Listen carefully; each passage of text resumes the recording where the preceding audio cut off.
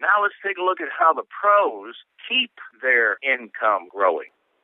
So instead of having this thing where you surged up here, created a big chargeback where here it was a little chargeback, and now you go down and you got to deal with this thing, and you're like struggling, and maybe it knocks you out of the business. How many people do we see go out of business? You never expect them to go out of business. Well, this is the kind of hidden thing nobody talks about. It's kind of like a death fireball of chargebacks you created by doing something good.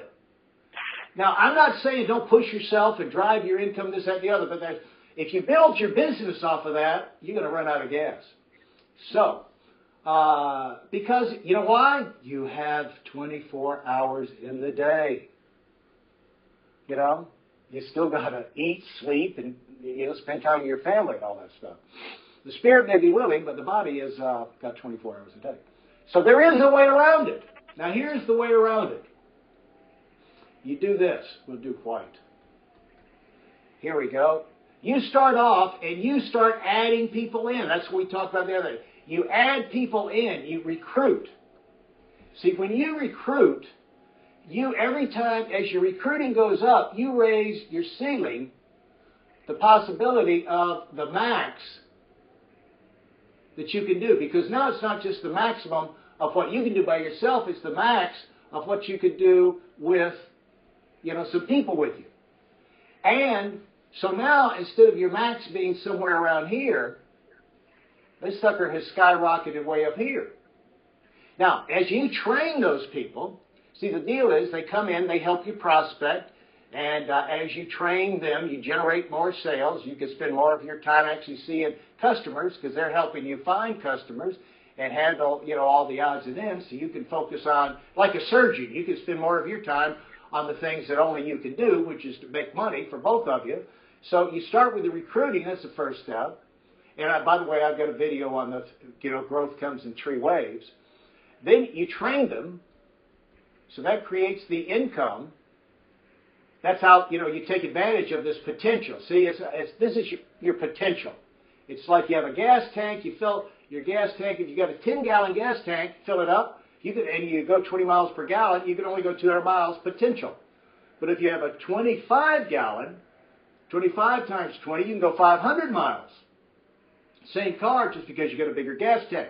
Same car, same you, but if you have more people to work with, it raises the maximum of what you can get done, how far you can travel in a month. Does that make sense, George? Yes. It feels like I'm belaboring this, but anyway, No. That's what I do. Now, the third step is how you permitize it. You support it. You go, see, this is unsupported income because as soon as you stop, this is your floor, right? That's the bottom.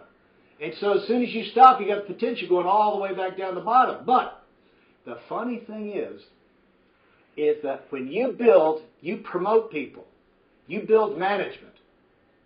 And they could be assistant managers when they start. They could be part-time. But it's more permanent help rather than someone who's just an employee doing things you tell them to do. And you can't be sure that how much they're going to be into it. You go in and you promote them. So now what happens is you raise this level. And that's what we talked about in the thing. Every time, so this, where this is, let's just go down here. Where this is your floor down here, when you promote a manager, now, your potential of the worst that could happen is not quite zero. Because you both have to do zero. And then you add another one in, and now your floor, your worst case scenario, starts raising. Starts climbing every time you promote somebody. See? As your recruiting goes up, you raise your maximum potential. As your management team goes up, it's not just you in management, you have managers with you. Now your range here goes up. This is why you've got a chance, and I need to do, explain this on a video, but you have a chance in 12 months from now, by producing managers, you can make sure not only you grow your income, but you could guarantee that your worst month next year, is better than your best month now because you have people that you've promoted into management with you. Because you've made recruiting, training, and promoting your focus. You're building your management team. You're opening outlets. And it's just like McDonald's. If this was, we go back to this illustration over here, if this, instead of your income, let's just say you had one McDonald's, one 7-Eleven, one Walmart.